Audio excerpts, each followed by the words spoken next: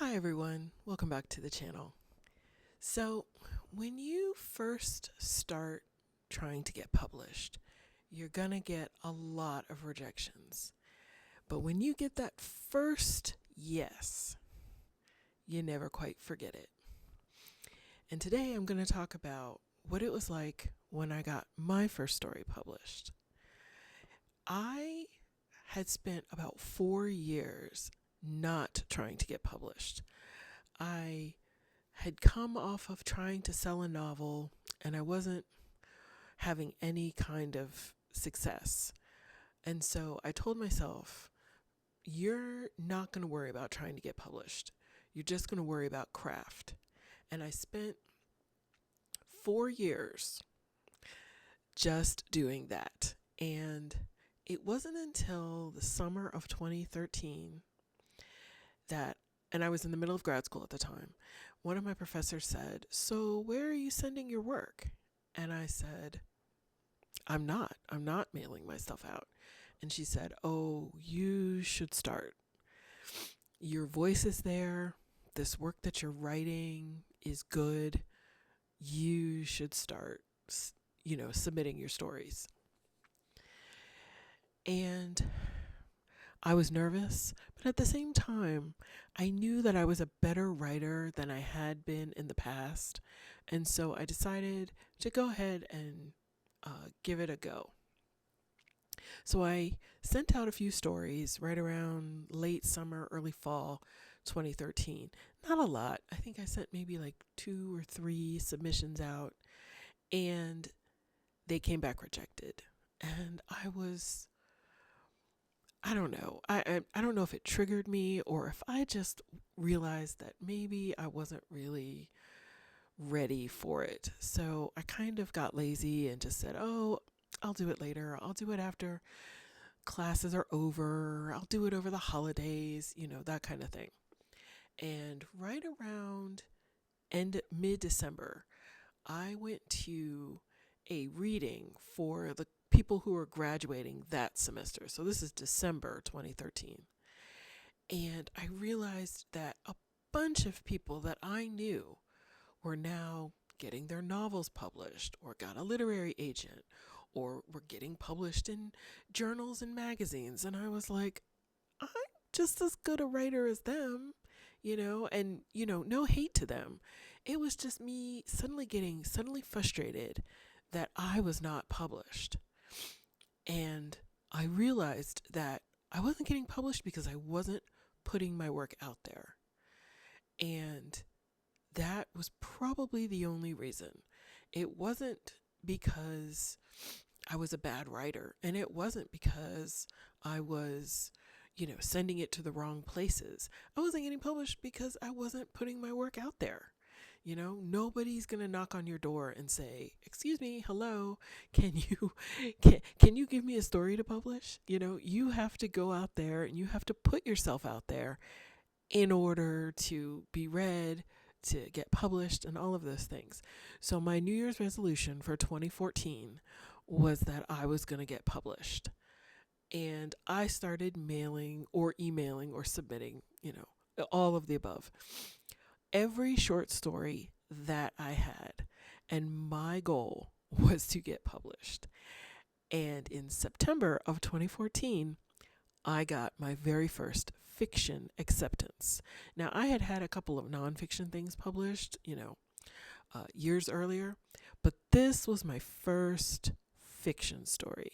And it was in this book right here, Magical. And the story was called The Blind Woman and Her Spiders. I had written that story in kind of a quick, weekend. I had originally had an idea for another story, a story that I have never actually written. I've mulled around the idea, but it's kind of complicated and it didn't really make any sense as I was writing it. So I decided to abandon that story. Who knows if I'll ever get back to it? Maybe one day. Who knows? But then I said, well, I don't have anything for this anthology, which was by a friend of mine, Kelly Jacobson. She had graduated from the same grad school program that I did, and she saw me in May of 2014, and she said, "I'm doing this anthology. I want you to submit one of your stories." And I said, "Absolutely, I'll totally do that." And so I was writing this story that didn't make any sense, and I realized it didn't make any sense, and I said, "Well, I still want to submit to Kelly, but I don't have an idea." So I took a weekend and just decided that I was going to write a little flash fiction piece that felt like a fable. It felt like a fairy tale. It actually felt more like a folk story. Fairy tale's not really the right description for this story. It felt more like a folk tale. And I dashed it off, and it was, around 800 words, and I said, "Good enough. Let me sit on it. I'll come back to it.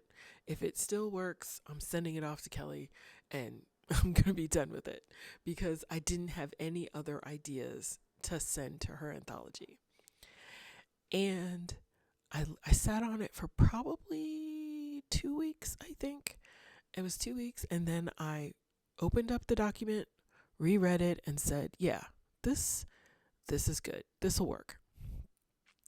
So I went ahead and submitted it and kind of forgot. I was, still trying to get other stories published. I was in grad school. I was working full time. I wasn't really obsessing over it.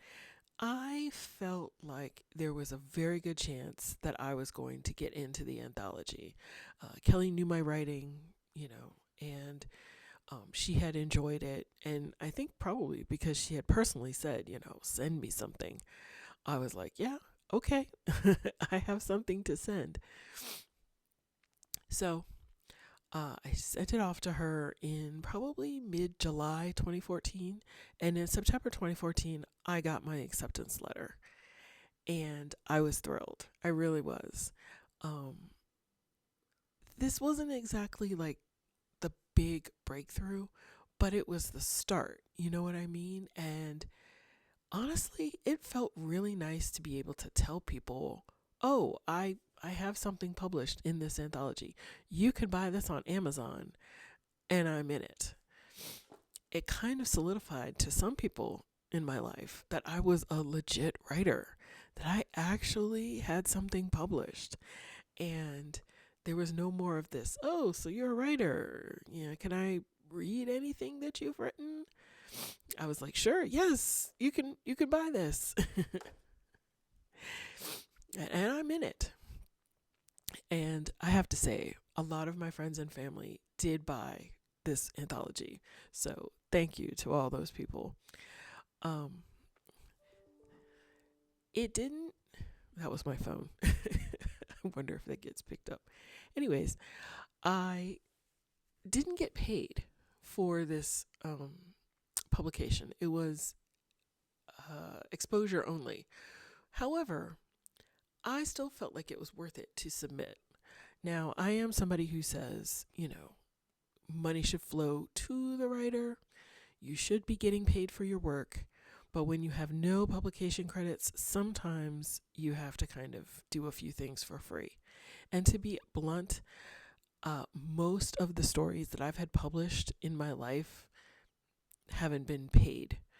Or I got paid small stipends. I have yet to get paid hundreds or thousands of dollars for my work.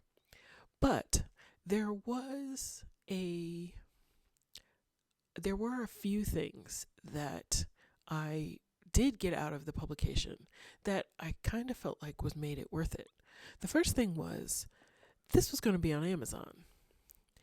And that meant I could have an Amazon author page as a contributor. So I was able to link this to my author page, and suddenly I am on Amazon. Now, I don't remember what the rules were back then, and they probably changed by now. But after that story came out, I self-published a collection of short stories, and since then I've taken that collection down. But I have republished some of the stories in that collection and some other stories that have been published. So it was kind of easier for me to kind of just start loading stories onto Amazon, because I had already had basically my author page already set up. And then it was just a matter of, starting the KDP and then linking those to my Amazon author page. But it was kind of nice. It was nice to kind of have it kind of already set up. And so because I had a contributor credit, I was able to kick that off. Yeah. Second thing was what I had already just talked about, which was it was something that people could buy, and it had my work in there. It kind of, in some people's eyes, it legitimized me. And it was definitely nice to be able to put that on my cover letter when I would mail out other stories. I would say, oh, yes, I've been published in this anthology. And of course, now I have several publication credits. And so, but I still, say, I've been published here and here and here, and other anthologies or other publications. And this is just the one that kicked it all off. And I think the third thing was, quite frankly, it was nice for my ego. I had kind of been jealous of some of the people I knew who were having, agents reach out to them, or they had a book deal, or they were getting published by, certain places. And I wanted that too. And so to be able to have this was good for my ego. It made me feel like, okay, you know what? Maybe I can keep submitting my stories. Maybe I can keep putting myself out there, because now I feel a little bit more legitimized. And I think that it started me it helped me start thinking about myself as a more professional writer, that I had a professional credit. And now I was going to have more professional credits, because I would ride that momentum to get other things published. So the book came out in, I think it was October of 2014. And Kelly was great. She had a little reading, so we all went, and I met some of the other people who had been published in the anthology also, and some of them I knew. A lot of them were people that I went to school with. I think she reached out to everybody and said, "Send me stuff," and we all were like, "Okay." But it was fun. It was great, and I remember leaving that night going, oh, I'm really glad that I was a part of this.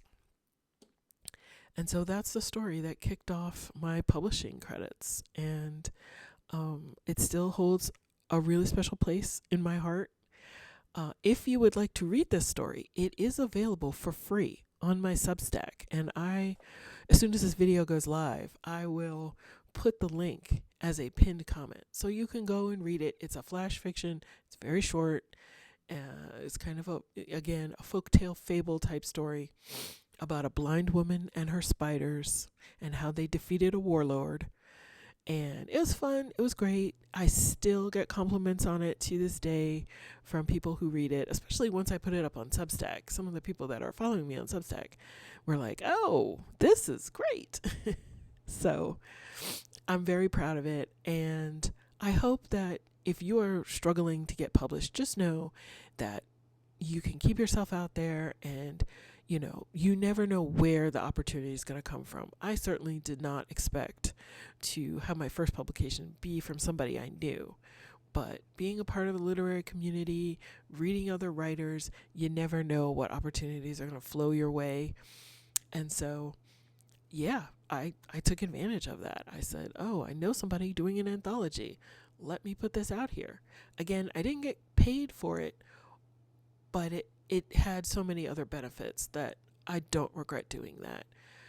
Sometimes it's hard to constantly be putting yourself out there and even getting published and not getting paid. But I also feel like if you're getting other things out of it, sometimes pay isn't necessarily the most important thing. Helping with your mental, state of your writing, being able to show friends and family, that kind of thing, and helping push your professional career along. Remember, we're all running a marathon, not a sprint. So that's the story of my very first story, my very first fiction story getting published. I hope you enjoyed it. If you enjoyed this video, please hit the like. I do these kind of journey of a stories every now and then about how some of my stories that got published, how they came to be. Consider subscribing if you are not subscribed, and I will see you all in the next video. Bye.